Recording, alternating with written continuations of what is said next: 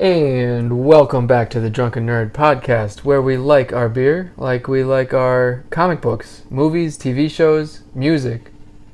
Movies? A little bit of movies. Movies. And today, comics. I said comic books. I opened with comic books for today. Anyway. I was paying attention.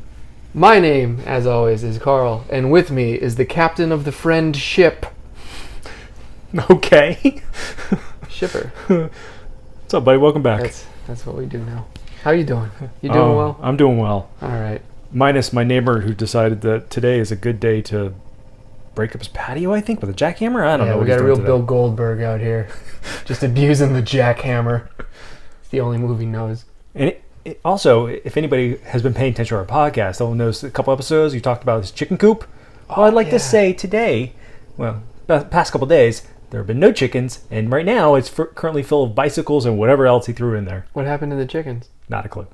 I don't like this. They weren't fancy chickens, so they weren't eating chickens. So best I can guess is maybe other neighbors complained because he had a rooster and two chickens. Oh, was it cawing in the morning? Oh, it called all day long. It never stopped. Oh, good on it. Yeah.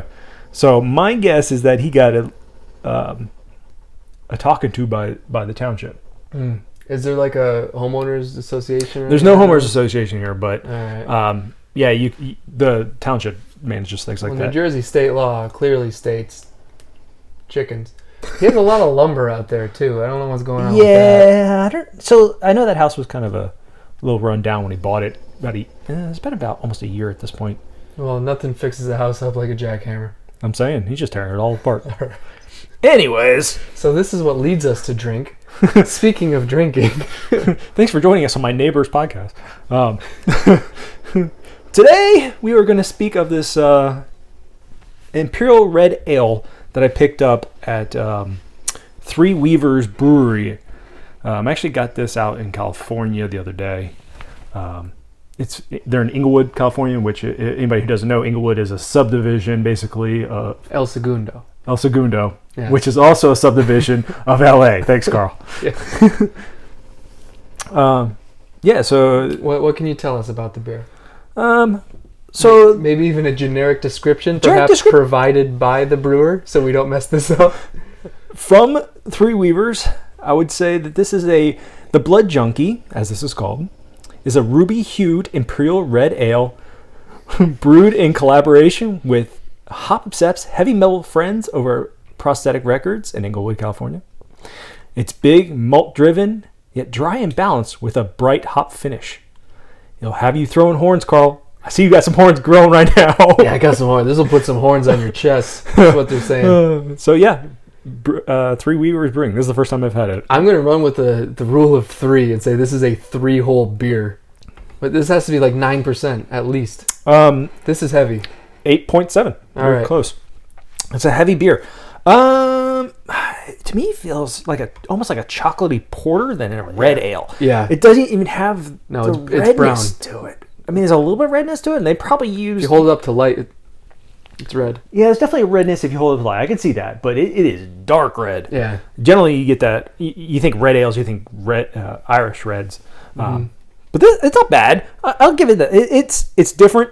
Like I said, it's a little hoppier. It's definitely hoppy. And again, to reiterate, the 18-hole system, it's not a rating 1 to 18, 18 being the best, 1 being the worst. Yeah, this is not a good versus bad It's system. How long I could play golf while drinking this beer on a hot summer day and maintaining my current shitty skill level. So this will cause a dip after 3 holes. I will get even worse after 3 holes. Absolutely, I would agree with that. But I don't mind it. Like I said, it's got that chocolatey notes into it. This would be like a good dessert beer. Which is typically are porters. They're a little sweeter. So I agree with that. I'm not a big porter fan. To me, those are overly sweet. So for this one, I like it better than a porter would. I could do like a couple glasses, and I think I'd have to switch something a little lighter just because I'd be smashed. This feels like a one and done for me. It's very heavy. And like, there's nothing against heavy beer. I'm not saying any of this as a negative thing. No. I'm just saying this is a heavy beer. And also, I've been drinking a lot of those. We've been doing a lot of seltzers lately.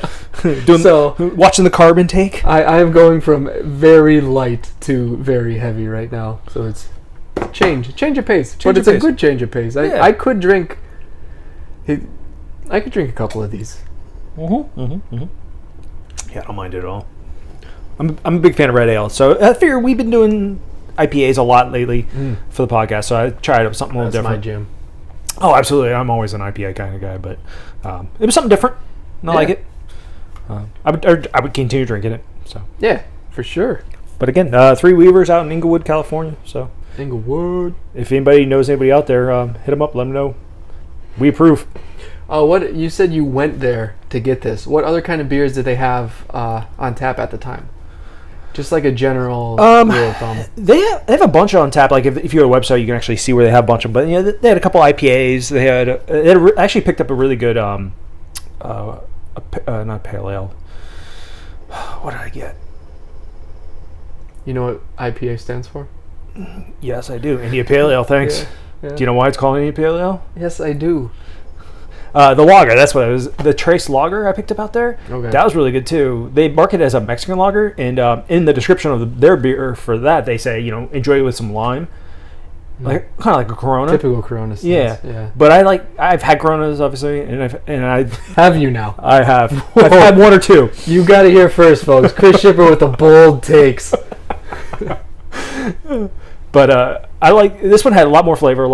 The Trace lager had a lot more flavor than a Corona would. Mm-hmm. I think Corona's there's no soul there, but that's just me. Corona does. That Corona was the Trace lager is really good. That one I would say would have been a good at least 8 to 10 hole beer. Oh really? Yeah. Like it's a very good summer beer. Yeah, out in the heat. It's nice and light, but it's got good flavor. I'm all about that. So, but we didn't talk about that one. We talked about this one. But it's fine. Well, I was just trying to get a little more insight on the brewery in general, because this isn't exactly somewhere that we can get consistently. Mm-hmm. Yeah, there's a good one out there. So everybody goes out to the LA. It's not far from LA Airport, so if you're got layover somewhere in LA Airport, some say LAX. LAX. If you want to know the airport code, some call it that. Some even do. But the LAX, the Los Angeles International Airport, there. If you stay over there, what does the X stand for? Not a clue. Exchange. Is it? I don't know. That doesn't make any sense. I mean, you could go off the categories that TSA applies to there, and it'd be a Cat X airport. So. It's definitely not a Cat L airport. I'll tell you that much. It's not A maybe. I saw Ben Stiller in that airport once. That was pretty cool. Okay. Anyway, so yeah, Three Weavers Brewing Company. Give them a try if you're out there. A stunning endorsement from Chris Shipper. But no, I would definitely love to go to this brewery and get a flight, because there's a lot of flavor in this beer. This specific style of beer may not be my style of beer, sure, but not everything is. I could taste the flavor in this. I would love to try a flight of beer from this place. Oh yeah, and I did like when I got it. They weren't doing dining in house dining just because of Corona and all that, but their setup is nice. It's in a kind of a warehouse. Sold too much Corona and nobody wants to eat there anymore. Oh come on. I'll see myself out. Yep.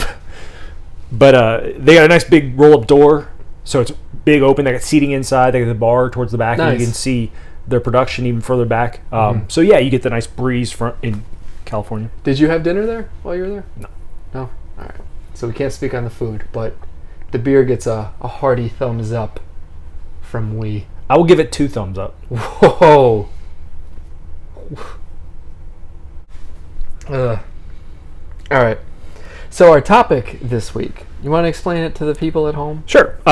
So Marvel and DC comics are obviously the 2 big names when it comes to superhero comics. There are other brands, obviously, but Marvel and DC are the household names. What about Spawn? They fall under DC? No, Marvel. No, Spawn's neither of those. Spawn is Dark Horse? Yeah, but Dark Horse was owned by Marvel, I think. Oh, really? Yeah. Rob Liefeld. Who? He's the bad boy of comics. Everybody give Rob Liefeld a Google. He's a crazy person. Oh, okay. Right. I only know Todd McFarlane when it comes to Spawn. Oh. It's because he created Spawn. I think Liefeld... Hold on. Now I need to look this up. Anyways, while he's looking up, I'll continue speaking. But, so yeah, this week we're going to talk...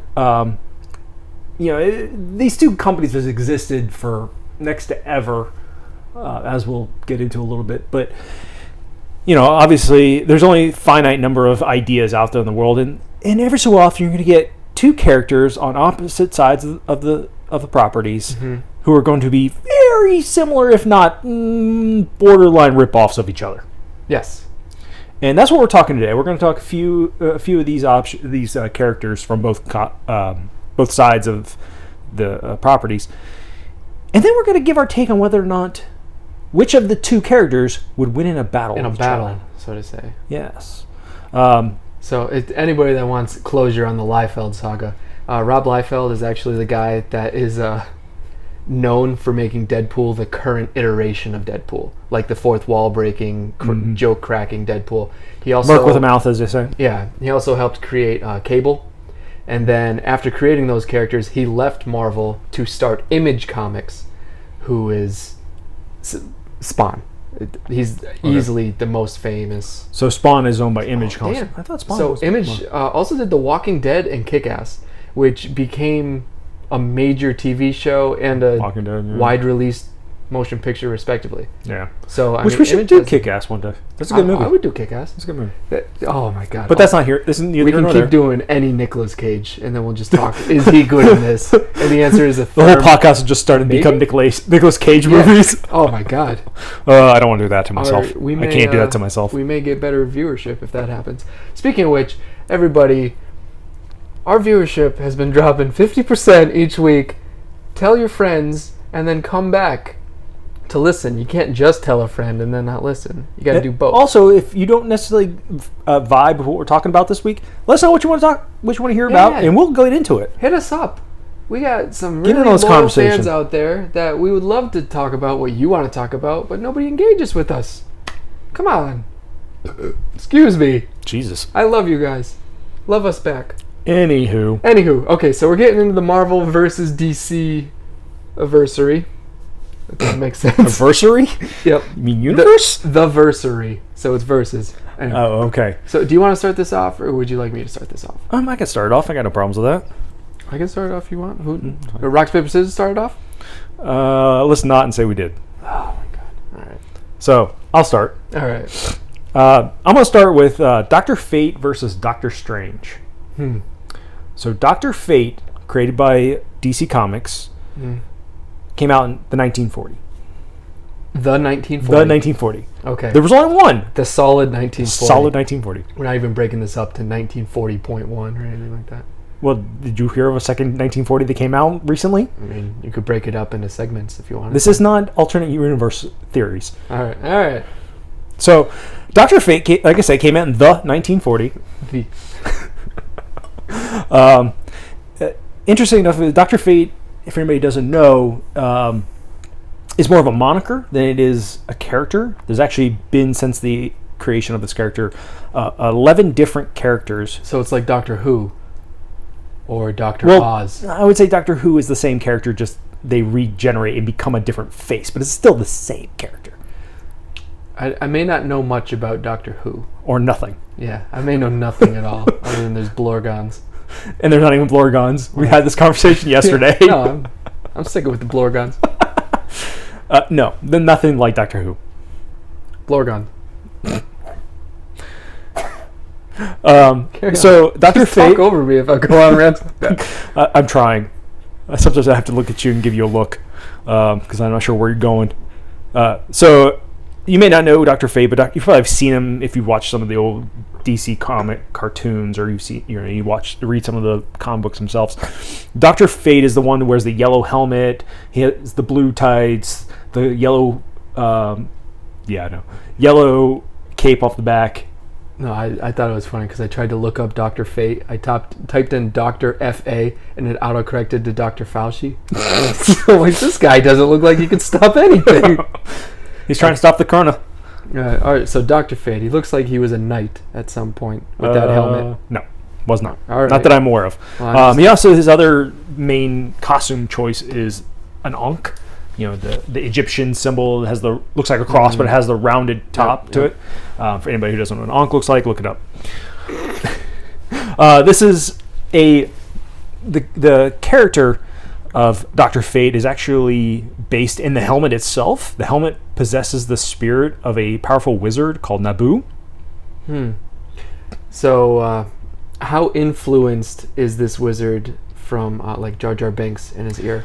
I'm going to say not, because it came out well before George Lucas came up with the idea of the planet of Naboo. Plus, spelled differently. So Naboo's sitting there, and he's just like, "We need to stop all the bad guys." Oh, God, I can't believe you did that. And no. Spot on, It though. was spot Come on. I will give you, that was spot on. But no. I got a Jar Jar and a Stitch. No other good impressions. George and Stitch? Yeah. Stitch from Lilo and Stitch? Ohana means family. Oh, that's pretty damn and good. you are my family. Oh, you're so sweet. They're I know. they're basically the same voice. You just pinch your throat kind of thing, and then Jar Jar Binks is just higher pitch. If anybody wants any voice acting lessons from Carl, it'll be on his other podcast. Sorry, carry on. So So Jar Jar Binks Jar Jar Binks in the ear of Dr. Fate. So Naboo, spelled differently with a U, not two O's, is actually like a self-contained spirit within the helmet of Dr. Fate, and he actually teaches whoever wears that helmet his capabilities and teaches the metaphysical spell-binding stuff. This is kind of like Shazam. The DC sort of, but not, because Shazam yells, "Shazam! Get struck by lightning." And gets the power of the wizard Shazam, though. Yes. Who has to pass it on, kind of thing. Yeah, in that respect, yes, I agree with what you're saying. Speaking of powers Dr. Fate, he's got a lot. Most of them is spell casting. He can do different kinds of spells. He has flight. He has superhuman strength, invulnerability, telekinesis, telepath, pyrokinesis, lightning manipulation, teleportation, healing, force fields, ice manipulation, immateriality. It's a weird word. What does that mean? He can't be hurt. He can phase basically out of physical existence. Nice. Like if you look at like a comic book or the cartoon, he goes transparent, and so things go through him. Right. So immateriality, yes, that word, and also the ability to travel between dimensions and parallel Earths. So he sounds a lot like Doctor Strange. Well, that's where we're getting to. Can he do electric karate like the Doctor Strange movies? No. So, speaking of Doctor Strange, he was created in 1963 by Marvel Comics. Also, he is a sorcerer, just like Dr. Fate. The only main difference between them is, whereas Dr. Fate's a mantle, Doctor Strange is Doctor Strange. His real name is he's Dr. Stephen Strange. Yeah, he was a neuroscientist or whatever. He just happens to become the Sorcerer Supreme.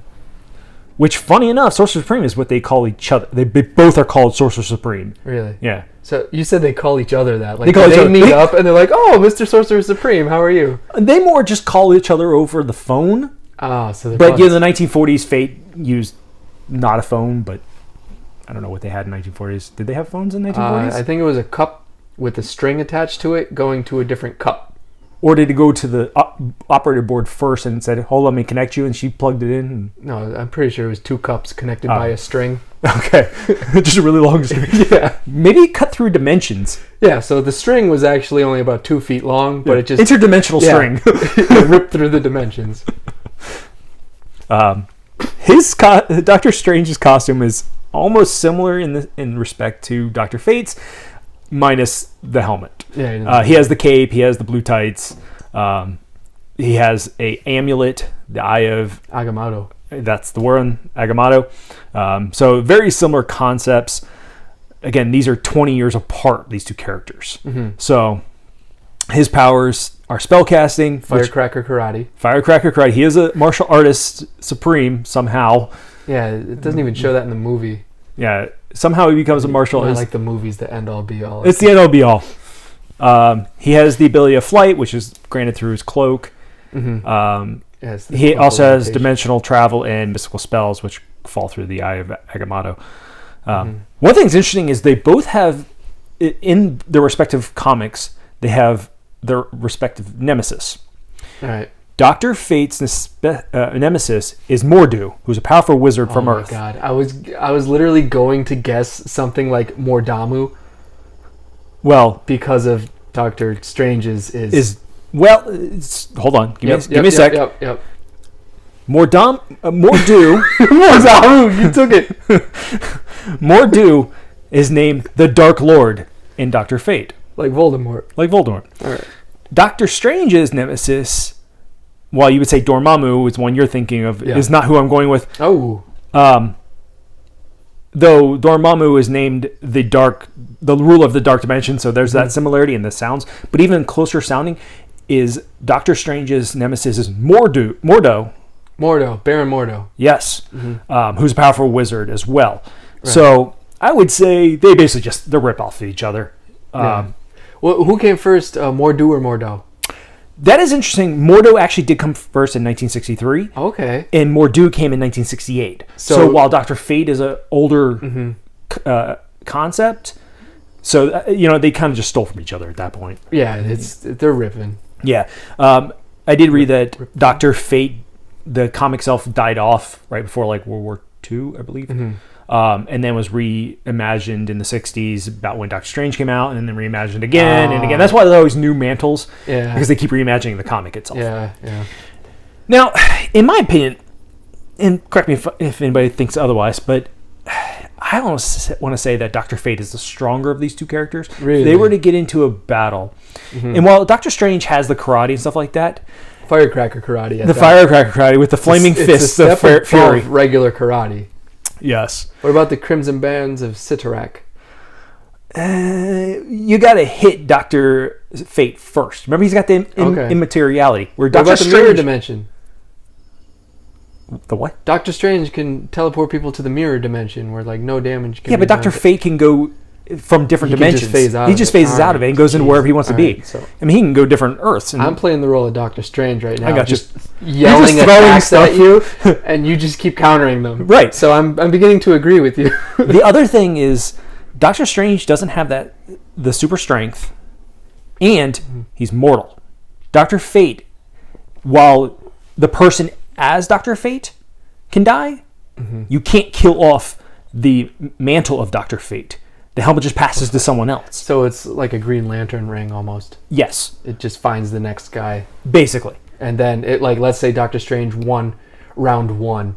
The helmet would go find somebody else and just like murk Doctor Strange 3 days later. Assuming that, whoever was carrying, you'd have to basically sneak up on Dr. Fate, but Dr. Fate can we're just saying. Let's say Strange won one of them. Yes, I'm with you in that respect. Yeah. So in that instance, I would say that Dr. Fate is the stronger of the two characters, though Doctor Strange obviously has the bigger known presence, especially because the Marvel got the major motion picture now. The Marvel Cinematic Universe brought him into his own movie. There's a second movie coming out. He's in the Avengers movies, the last couple.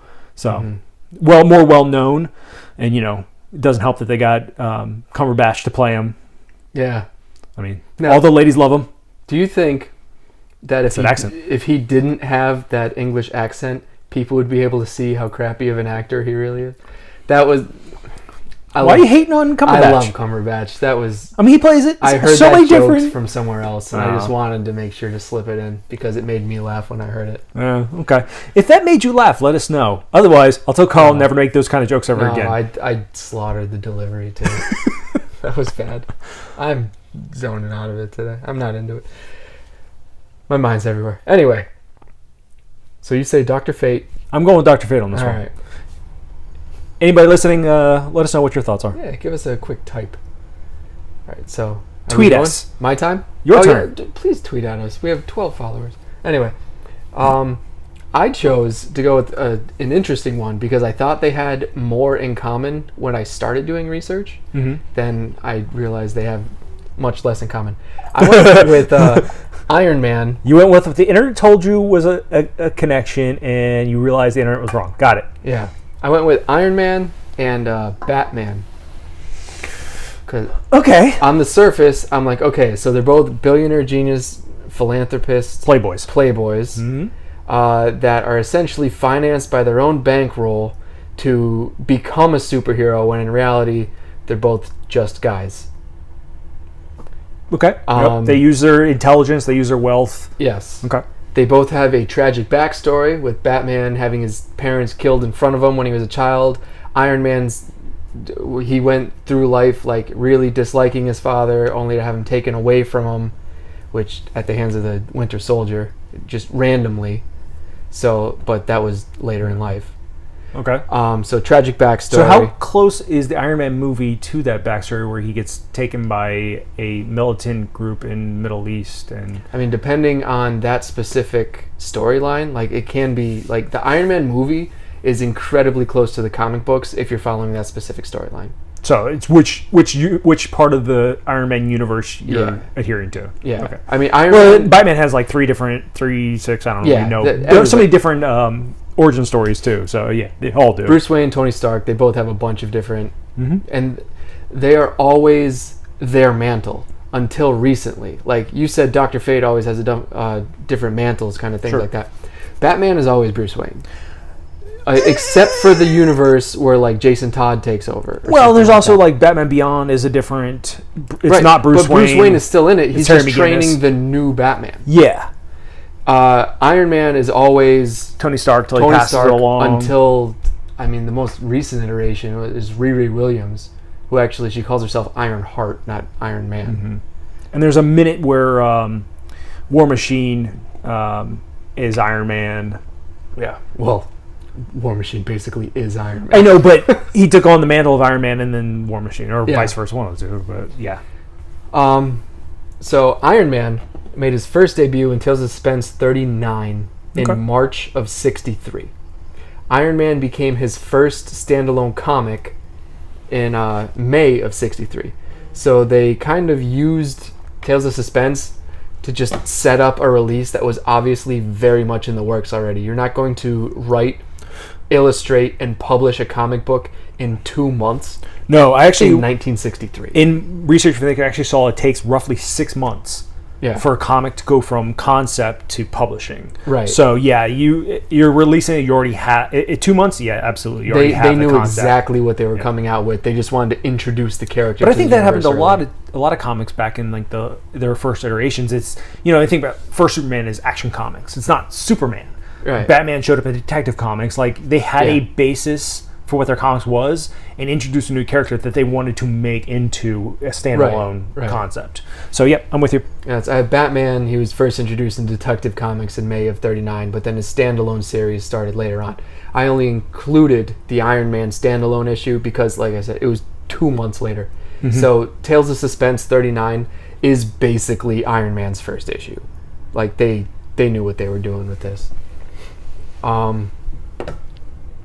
Yeah, Iron Man and Batman, they have similar but not similar kind of ways they go about things. Like Bruce Wayne continues to improve the Batman mantle with his gadgets, with his batarangs, and like everything on his utility belt, with his vehicles and all things like that. Whereas Iron Man, he's constantly improving the suit itself. He never adds gadgets to a utility belt or whatever. However, like you saw in the Infinity War, it gets to the point where essentially if Tony Stark can think of it, the nanobots surrounding his body just create whatever he's thinking. So the suit it's almost like a Green Lantern ring. It's only limited to his imagination. Sure. Whereas Batman, he creates the gadgets and what he goes into battle with. Or Lucius Fox. If Batman gets his gadgets, what he goes into that specific battle with, that's what he's got. Yeah. However, this is where they really start to stray, is Batman is also known as the world's greatest detective. Tony Stark is literally just that genius playboy persona. Like, Bruce Wayne plays that to keep people from discovering that he's Batman. One person one time was like, "Hey, Tony, you Iron Man?" And he's like, "Absolutely. Yeah, that's what I do." Yeah. Like, so... Like Batman spends all of his time researching things. So when he goes into battle with this specific utility belt of gadgets, it's exactly what he needs to defeat whoever it is that he needs to defeat. Batman knows what he's doing. Mm-hmm. Tony Stark is so cocky about things. It's like, hey, you realize in a week you got to go fight Thanos or whatever. And Tony's like, yeah, I'll figure it out. Well, also in like Superman, Iron Man, he just sets it like a homing. He like creates like 50 million suits, like obviously in the third Iron Man movie, and goes, "Yep, boop boop boop," on his, and calls in mock whatever suit he wants, whatever. Whereas Batman, you see him create other suits, like he makes suits for sub-zero temperatures, for space, things of those natures. But yeah, like you said, he's got to plan that in advance. Yeah. Kind of thing. But he always plans in advance. Like, he has a contingency plan for his contingency plan. Whereas Tony Stark is just like, I got this. No big deal. Like, he's so cocky going into everything. And then when he gets his ass whooped, he focuses, it seems like. All right, back to the drawing board. And then he, like, buckles down and be like, okay, now I don't know what I'm doing. Now I need to think harder. Then he'll try. Yeah. He actually tried. Whereas Batman, fight 1, he's giving it his 100%. Tony Stark rolls in fight 1 at about 20%. If he loses, he gets angry, and then he goes to 100%. Mm-hmm. So I'm just thinking, if these two characters were to ever fight each other, I need to know if there was any prep time, or if it was like, hey, Batman is in Gotham one night. He's swinging from building to building on a grappling rope, and then he just hits a portal and drops into this new universe where it's just him standing there. And Tony Stark's flying around as Iron Man one night, hits a portal, drops in this universe, and they both see each other as a threat, and they immediately attack each other. I think Iron Man wins that battle because Batman was not prepared for it. Yeah, and also Iron Man, I think, has the advantage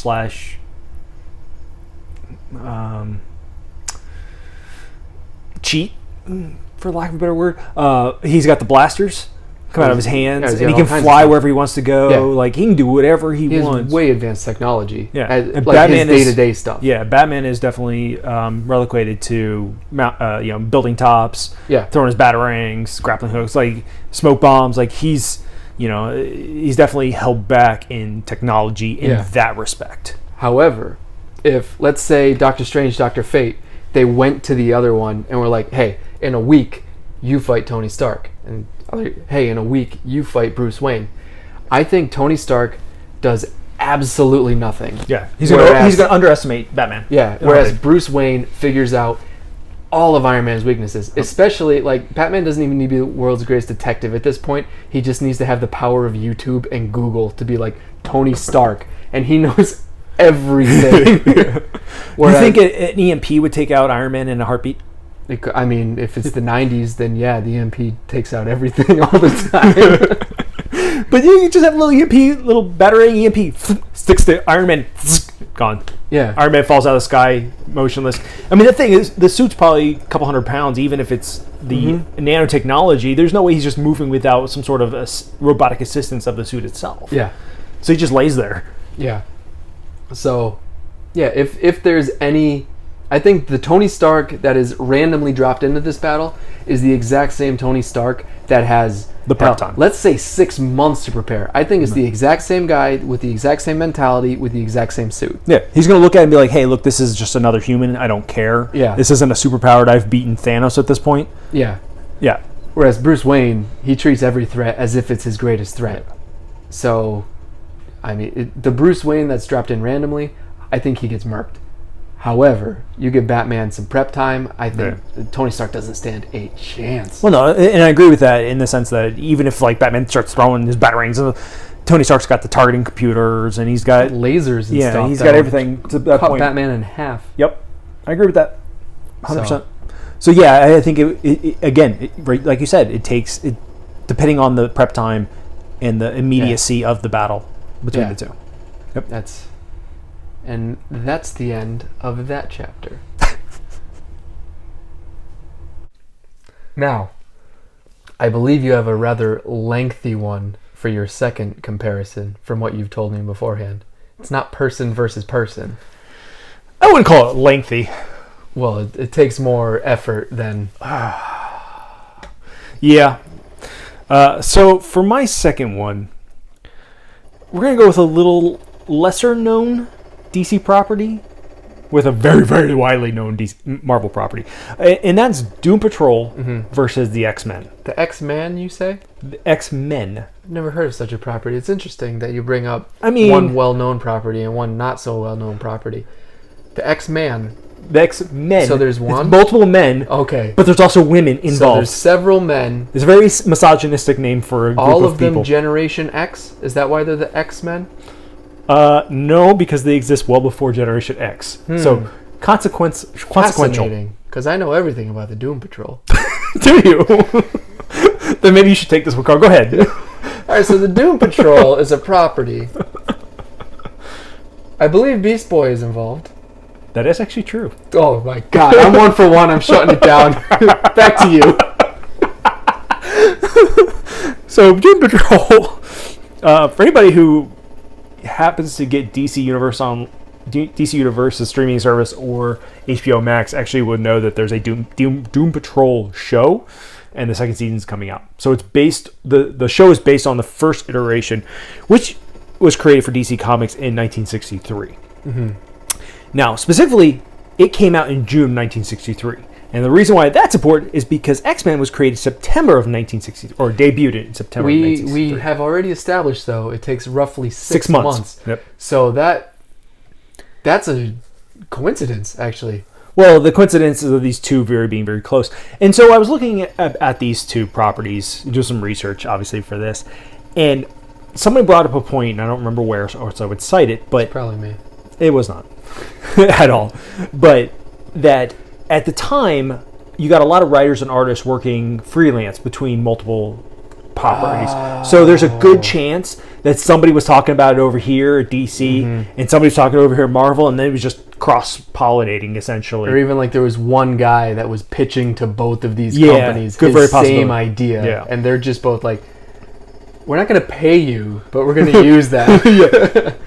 So both of these properties came within a couple months of each other, and like we said, 6 months for concept to publication, right? Essentially, so it's more likely these two are coincidentally the same. But so both these properties, X-Men and Doom Patrol, are nomenclatures for team. Doom Patrol has had 6 total iterations of team members, whereas X-Men is just a ever revolving door, essentially, of teams. It is whoever is there is there, and then some of them leave, some of them come back, some of them are bad guys, and they're good guys, and they're bad guys. Some die off, some come back. That guy is named Magneto. We know this. They're both about... I'm specifically talking about the first iteration, the original of both groups, versus trying to discuss the entire, because that's just not... We don't have that kind of time. The original iteration of X-Men written down? Yeah. In front of you? Can I try and guess it? Okay. Okay, obviously X-Men. Charles Xavier. Sure. Professor X. Yep. Beast. Yes. I want to say Wolverine, but I don't think Wolverine That's not true. in it. Yeah, Wolverine didn't come out until the 70s, I think it was. Okay, so Beast, Xavier, Cyclops. Yes. Magneto. Nope. No, Magneto was the bad guy at that point.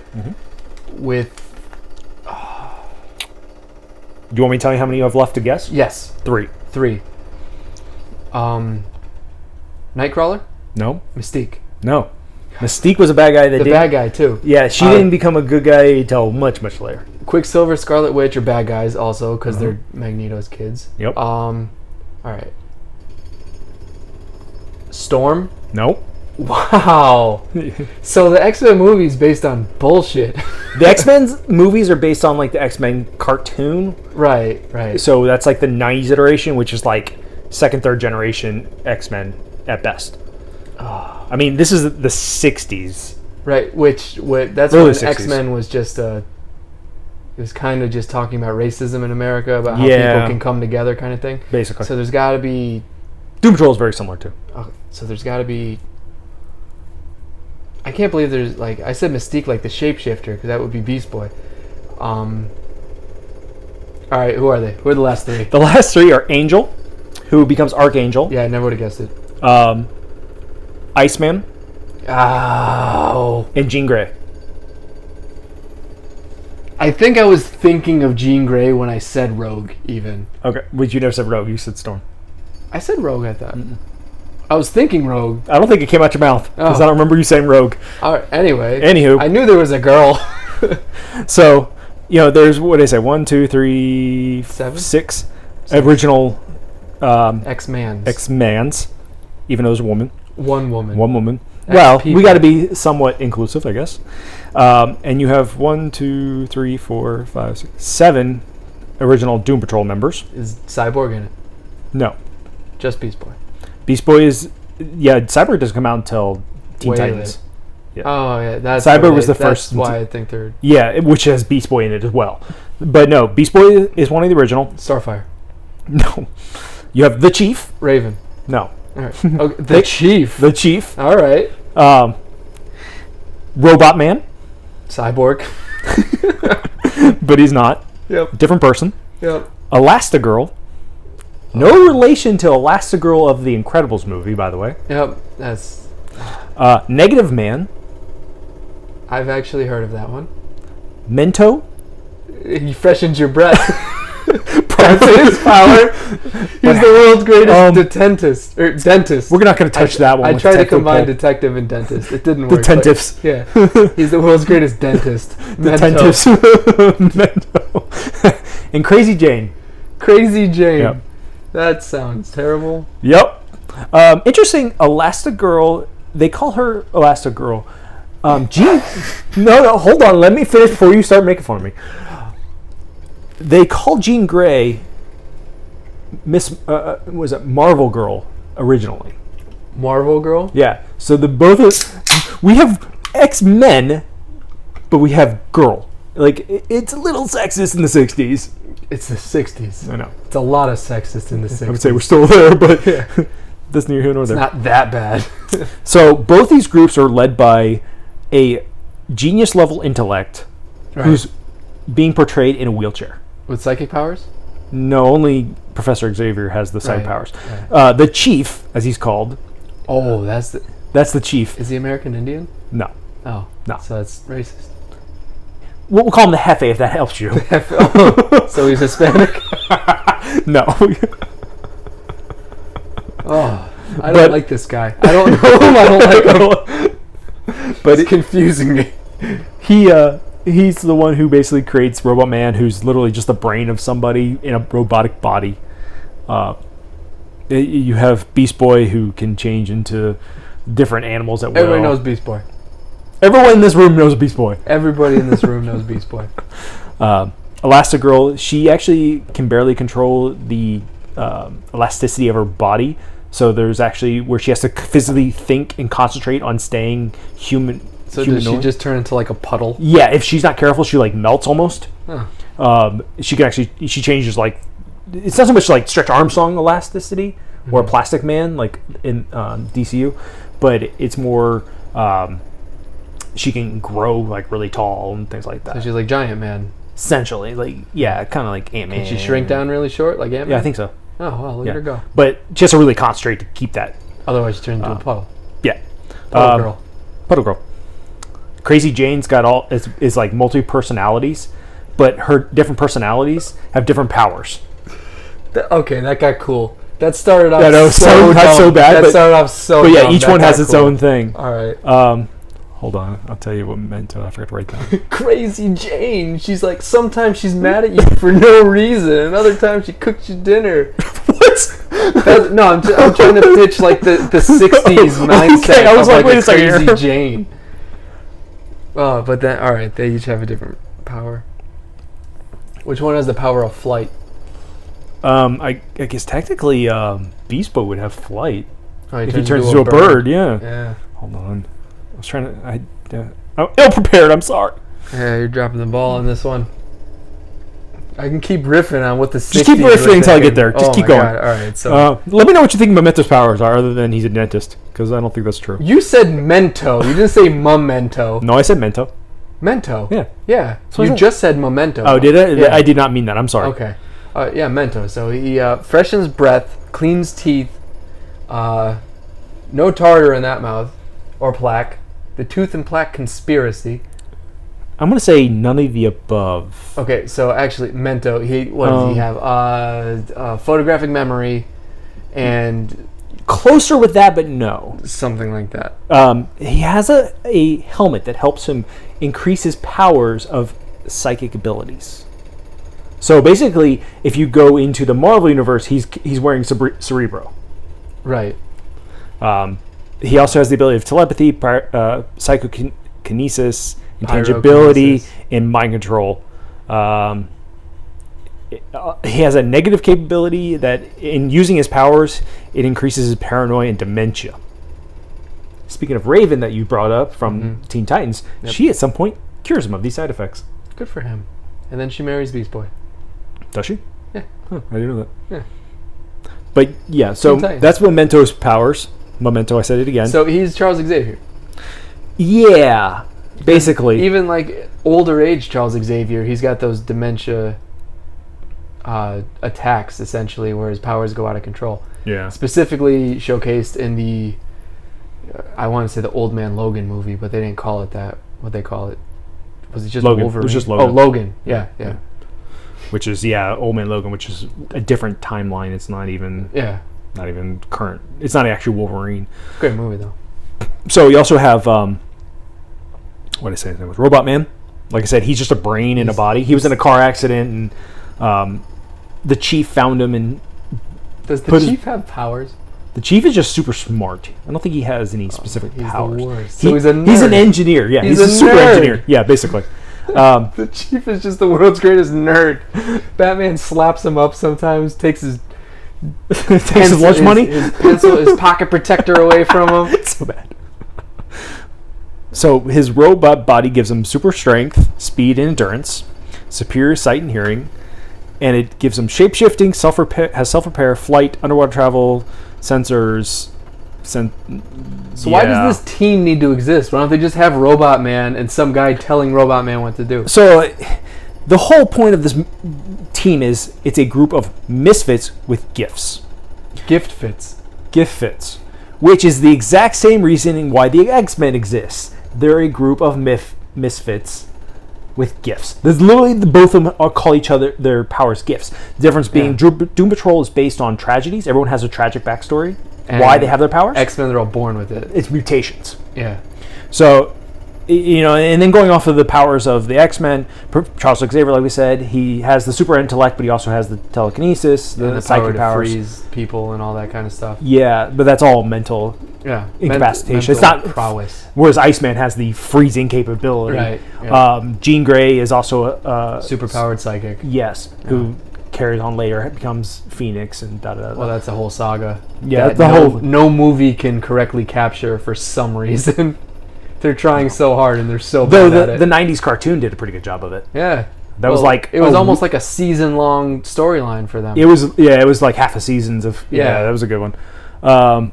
Cyclops has the ice beams, and then he's like a tactician. Ice beams, huh? Did I say ice beams? Yeah. Oh, because I was looking at Iceman next to Cyclops written on my phone. No, the laser beam, sorry. Yeah. The energy beams out of his eyes. Beast is an interesting character in the sense that, he always has the animalistic agility and strength. Mm-hmm. He doesn't get the iconic blue fur till later. Till Kelsey Grammer. Yeah, Kelsey Grammer specifically gives it to him. Yeah. But that's the storyline. In the comic books, Kelsey Grammer, the man, shows up. Playing Frasier at the time. Yes. He boops Beast on the nose. And Beast goes, ah! And he becomes this blue hulking creature. Yes. Read a book, everybody. If you don't know what I'm talking about, you're just behind the times. Go back to the 1990s. Yes. Yeah, Beast was not blue for 30 years until Kelsey Grammer showed up. Inexplicably. And then Angel has wings that sprout out his back and he flies. We all know Angel. Except you didn't.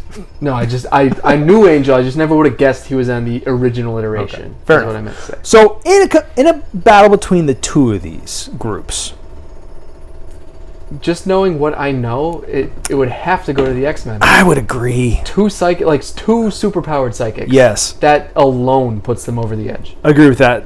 Also, while you have Beast Boy who could change into any animal he can think of at that point, but I think in the original iteration it was limited. Like now you see like the cards and stuff, he turns into a dinosaur and all this stuff. But if you watch the show itself, like it holds back, and his beast form is more like tiger, bear, bird. Maybe I haven't watched the whole season. I don't know. Turn into a bird. But I think I would turn into a bird. He's limited in his capabilities to change into things. But I think, honestly, the fact that they have two psychics, like you said, plus you have a dude who shoots laser out of his eyes, literally, all day long, at will. Who's also an expert tactician, so he could just explain to people X-Men what go! They need to be, what they need to do. Yeah, how to set up. I honestly think that, and again, we talk about the Chief. No real powers, just he makes stuff. He sucks. He's super smart. All I know about him is what you've told me, and I hate him. I don't know why I hate him, but I can't stand this guy. Yeah, Angel can fly over people. I mean, the only person they have that has fly. I mean, I guess Crazy Jane. Maybe she has a capability or a personality. Forgot about Crazy Jane already. She's their wild card. I mean, honestly. Yeah. Let's see what her power. It doesn't even cover powers. She has. Oh my God, she has a lot of people. Too many people. Yeah. But you don't know what you're going to get. She's a dice roll on a 20-sided die. I would say she's a 100-sided die, to be honest. That's terrible. I mean, literally, I can't even count that many people she has, but a lot of her, though, it looks like a lot of her iterations is more. Oh my God! She has one that's called Sex Bomb. She explodes when sexually aroused. What? Sorry. This isn't a good character. No, it's not. A lot of these are just like emotional differences, and I don't know what powers they would bring to the table. So she's just schizophrenic. Well, yes, it's 100% a schizophrenia. But no, but like a lot of them don't have powers. It's just multiple personalities. Yeah. Like, you know who has a very similar concept in Marvel's is Legion. But Legion at least gets the powers of the people who the actual Legion, not the Legion that we covered in the Ghost Rider. But we referenced the Legion comic in that. But so yeah, I agree with you. X-Men all day long. It needs to be the X-Men. There's no. Robot Man. Interesting about Robot Man. He's the only character in Doom Patrol that actually exists in all the iterations of the teams. Mm-hmm. And I couldn't find a character in the X-Men that actually did that. Not even Charles? No, because Charles dies off at some point. Oh. He does die. I know Beast and Cyclops are like iconic X-Men. They are, but they leave as well. For whatever or die reason. or whatever the case. There's so many. The problem with the Marvel universe is like there's so much crossover between the X-Men and the Avengers that like every member leaves one of the teams to become a member of the other team at some point in time. It feels we should at some point cover Avengers versus X-Men, the comic book series. Yeah, we could do That'd be a good one. We could do that. Because it's literally just like you said, they change back and forth, hands back and forth. And at that point, you have different characters on both that were good, they were bad. Like Emma Frost is on X-Men at that point, and Frost being bad at the time. Back and forth. Yeah. But so yeah, I'm gonna go with X-Men on this one definitely. Now, speaking of characters that go back and forth, speaking of characters that are members of the X-Men at sometimes, when it suits them. Yep, I went Quicksilver versus the Flash, which is it's a tale as old as time. People as long as you remember who Quicksilver is. Everybody knows who Quicksilver is. Who forgets Quicksilver? I don't know. Oh, okay. Which Quicksilver are you going with? Are you going with the iconic Quicksilver, or are you going with the one they put in the movies as completely wrong? Actual Quicksilver. Pietro Maximoff, the son of Magneto. They're always siblings. Look at the wife bringing us more beers for this. And peanut M&Ms. Oh, the wife for the win. Thanks. You're the greatest human being. And she agrees. Yeah, well, how could she deny it at this point? She brought there's a reason why we've been married for 10 years now. Hear me out, though. Like, I don't care what anybody says. Listeners, you can be wrong on this one. Peanut M&Ms are the greatest candy of all time. And there is no room for argument as far as I'm concerned. Like, if you don't agree with me, you're entitled to your opinion, but your opinion is wrong. And get out of my face.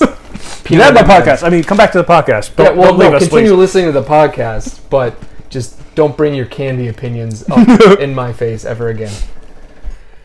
Anyway, back to Quicksilver. I got so excited over peanut M&Ms. Okay, so Quicksilver against the Flash, obviously, because everybody talks about that. Quicksilver debuted in X-Men #4 in March of 1964 as part of the Order of Dark Mutants or Evil Mutants. It was something along those lines where it was New Mutants, wasn't it? It wasn't New Mutants though. The shit I have it actually written down. Brotherhood of Darkness. Because one thing I meant to say between Doom Patrol and X-Men is they both fight the Brotherhood of Evil, which is what you're talking about. Right. Magneto was the leader of the Brotherhood of Evil in X-Men or in Marvel, but Doom Patrol fought the Brotherhood of Evil as well. Okay. I think it was the Brotherhood of Evil Mutants. I can't remember. No, it's the Brotherhood of Evil. I was just evil? Mm-hmm. That's what it said. Mm-hmm. Magneto is the leader of this. Mm-hmm. Quicksilver... I think they call themselves the Brotherhood rather than the Brotherhood of Evil, but... Yeah, they are what they are. Quicksilver and Scarlet Witch are the children of Magneto. Mm-hmm. So, Quicksilver, throughout... Is Scarlet Witch the same one in the Avenger movies? That falls in love with... Division? Mm-hmm. Yeah, they have... The only thing that the movies change is the backstory, because they don't have the rights to the word mutants or the rights to Magneto. So they had to change how Quicksilver and Scarlet Witch got their powers. Other than that, their characters are pretty much spot on with who they are in the comic books. Why wouldn't they have the Why wouldn't they have the rights to it? Fox. In the early 90s, when Marvel was about to go out of business, that's right. They sold the rights to a bunch of stuff. That's why Spider-Man was sold to Sony, and they had such a... The Hulk was Universal. Every character that... They were selling everything off they could to make money. Every character that was a perceived A-list player for Marvel at the time was sold off. That's why the Marvel Cinematic Universe kicked off with Iron Man and Captain America. Yeah, because they kept those rights. They rights. were C+ to B players in the Marvel comics. Yeah. Like, it's crazy to say that now, because these are like super names as far but as only movies because are of concerned. movies. Yeah, but these were not power players in the Marvel universe. No, you're right. I got you. So, where was I? Yeah, so Quicksilver, he bounces between all kinds of allegiances. The only person that he always stays like loyal to throughout all of time is Wanda, Scarlet Witch, his sister. Mm-hmm. He goes back and forth, and even Magneto's batshit crazy. And it's interesting that we get Scarlet Witch in the Avengers movies, but we don't get Quicksilver. The only time we get Quicksilver is in the X-Men movies. Marvel and Fox came to an agreement that, like, these are the twins of Magneto. They came to an agreement which they don't actually bring up in the X-Men movies either. They hint on it, though. Yeah, loosely. They stick, Days of Future Past or whatever. They stick with Quicksilver in the X-Men movies, and the Avengers got Scarlet Witch. Okay. Like, they agreed to split the twins up. And that's why Quicksilver died 45 minutes after he made his first appearance in the Avengers movie. But in the Days of Future Past, what's his name that plays Quicksilver, talking to Magneto, goes, "Oh, so you can bend metal, huh?" And Magneto's like, "Yeah, what of it?" And he's like, "My mom knew a guy that could do that once." And then they kind of share a look. So there's your implication. The nod for the people who are in the know, but people who only watch the movies are going to be like, "Oh, okay. Oh, yeah, cool. All right, so there's more than one mutant that can bend metal." No, it's Magneto. Magneto's his dad. They're establishing it without actually establishing it. Sure, without saying. Yeah. Mm-hmm. So for the Flash, I went with Barry Allen because he's the original Flash. Yep. And there's 99 and a half Flashes. I would say it's hard to say he's in the original Flash, but yeah. Just because he's the iteration of the Flash people know of as the original, but you also get I can't even remember his name. There's one that wears the helmet, and he's in the Silver Age of comics. Mm-hmm. He's the original Flash, but I'm with you. But I'm agreeing with you. In March of '59, the Flash comic had Barry Allen in it. Okay. And the way that he becomes the Flash, not something cool like his dad is a super insane guy that can bend metal. He accidentally spills chemicals on himself, runs outside of the lab, and gets struck by lightning. That's kind of how they do in the Flash TV show, too, on the CW. Oh, is it? I have not watched it. The difference being that instead of chemicals, there's a particle accelerator accident at Star Labs that sends like dark matter waves throughout the city. Mm-hmm. And at the same time, there's a lightning storm. And Barry Allen gets hit with both the lightning and the particle accelerator. And at the same time. And that's how he becomes a Flash. Kind of like how they travel back in time in Futurama. Sure. But I love this Flash origin story because I just picture him like he accidentally spills chemicals on himself. So I'm picturing him holding a vial of chemicals and then giving like a classic cartoon like, "Whoa!" The feet just start scurrying underneath him. And then he runs outside and gets just struck by lightning. Like Scooby-Doo. Yeah. Yep. So that's what I picture. Mm-hmm. And it's hilarious to me. So Quicksilver, not only does he have the power of super speed, like the Flash, He also has the power to read super fast, speak super fast, and think super fast. So like he can do all of these at extraordinary speeds. The Flash cannot do the speaking, the reading, and his thinking is accelerated, but it's not to the point of Quicksilver. Yeah, I agree with that. However, the Flash can run so fast he can literally travel back in time. Mm-hmm. And he can also accelerate his atoms to the point where he can phase through solid objects. Yeah, well, he gets the power of the Speed Force, which in the DC universe exists. However, they established that the Speed Force does not even exist in the Marvel universe. No, they don't call it. They don't have anything for it. Well, if the Flash were to travel to the Marvel universe, there are these crossovers already where the Flash tries to access the Speed Force in the Marvel universe and he can't. It isn't there. So he can't hit it, yeah. If the Flash were to travel into the Marvel universe to start a battle, it's pretty even. The Flash can move faster because he can move slightly faster than the speed of light and phase through stuff like he can vibrate his particles. Mm-hmm. Quicksilver can only move faster than the speed of sound. So he's able... a little slower. Yeah. No. Smidge. Just a smidge. So like he can still travel up things, around things, yeah, he saws that backwards to the side. He can do all the ways of travel. But the Flash is still going to be faster. However, Pietro Maximoff, Quicksilver, in the Marvel universe, I think actually has a little bit of an advantage because he has the capacity to think at these speeds that Barry Allen does not have. Mm. However, if you go into the DC universe, like if you transport Quicksilver in the DC universe, it's a no contest. The Flash runs circles around. Like it's not a discussion. Like he has the power to the Speed Force. He could phase through them. He can just travel 10 seconds backwards in time to where Quicksilver's in a different spot and just beat him up there. Like Barry Allen phases atoms and things like that. Quicksilver doesn't have that ability. The Flash in the DC universe is OP. Like he's so overpowered. Like it's not even fair. He beats Superman in races and things like the Flash in the DC universe. Well, if he travels at the speed of light, Superman only moves at the speed of a speeding bullet. So yeah. At this point, Flash is walking while Superman's huffing it. They established that the Flash can run around the Earth twice in the time it takes the average person to blink.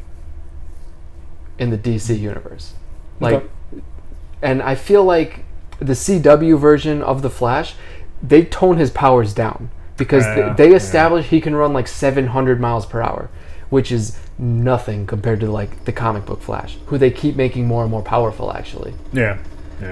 Like, though in Infinite Crisis he does die. Good for him. He's too overpowered. He's killed by Harley Quinn. That doesn't even make sense to me. I agree. I don't know how she kills anybody, but yeah, she's just crazy. Yeah. Anyways, she has the power of that girl from Doom Patrol, basically. Yeah. Split personalities or whatever. Well, she's not split personality. She's just nuts. Yeah. Because of she has one personality. All of them crazy. Touche. Well said. So yeah, I'm agreeing with you. I think again it's contextual where they're at. Yep. Because Barry Allen has the Speed Force, but if there's no Speed Force, his powers are going to be significantly altered. I think it's pretty close to an even battle in the Marvel universe. However, in the DC universe, like Quicksilver's dead as soon as he shows up. There's no chance. Yeah. Quicksilver doesn't have the ability for time travel and shit like that. So yeah, I agree with that. And also the what is it? Quicksilver runs 1,200 miles per hour or whatever, which is whatever just over the speed of sound is. And then Barry Allen in the DC universe, his speed is infinite. Like there's no cap. Yeah. Whereas Quicksilver has a defined one in all versions of Quicksilver. He has a defined cap on his speed, I guess you would say. Mm-hmm. Okay. So that. Yeah. And that's the end of that chapter. You're going to keep saying that? I don't know where I got that from, but that's my thing. That might be a Futurama thing? And that's the end. Nope, Simpsons. Yes, It's Simpsons. Which is essentially Futurama, pre-Futurama. Yeah. Because made by Matt Groening. Yep. Or Groening. We had this conversation. Graining. We've had this conversation, I have no idea. It's Groening. Okay. But it also is by David... Futurama also has David Cohen, who did the X-Files. It's true. So Futurama is like the Simpsons and an X-Files mashup, and that's probably why it's one of the greatest shows ever made. But that is neither here nor there in terms of All right, so what we've we're talking about now. Yeah, we spent enough time debating these four matchups. Couple of boys. Listeners, if you have any others you want to throw out there, let us know, especially on these ones. If you liked what we talked about today, like being a little nerdy, it's got a little heavy in the comics world. If you want us to do some more, let us know. Mm-hmm. Maybe we'll revisit this at another episode. Yeah, if you guys want us to compare a couple guys, let us know who you want us to compare, why you want us to compare them. We'll get on that. Maybe sometime we'll do villains. See what villains would, because that'd be interesting. Who do you think would win, Doctor Doom or the Doom Patrol? Well, I would like to say the Doom Patrol by sheer numbers. But Doctor Doom. Doctor Doom has literally no powers. He's just a dude who got scarred and he's pissed about it. And he's the ruler of Latvia. That's about it. Latveria. Latvia is a real place. Whatever. Whatever. Same difference. All right. So get at us at the Drunken Nerd Podcast, Facebook, Twitter, YouTube, gmail.com. Let us know. Let us know if you want us to feature any beers, any breweries that you like. If you got something, some people, let them hit us up. We'll be glad to give them a shout out here on the show. Yeah. Next week, what are we going to talk about, Carl? The Boys, right? The Boys. Yeah, that first show on 4 episodes? Yeah, we're going to do half of the first season of The Boys. Season 2 coming out in September on Amazon Prime. So we're going to talk about The Boys. And I'd actually like to say my brother Drew gave us a suggestion. So again, if you have a suggestion you want us to talk about, let us know. We're so good at listening. One of us is good at listening. But yeah, if you have a suggestion you want us to talk about, let us know. We'll be happy to throw it into our repertoire. The worse, the better for Carl, because I like breaking his psyche. Please don't give me really bad stuff to do anymore. Oh, we're absolutely doing bad stuff. It's crushing me. The 2 bad movies in a row really crushed my spirits. All right, well, till next week. How do we cheers when we don't have a glass? All right, cheers.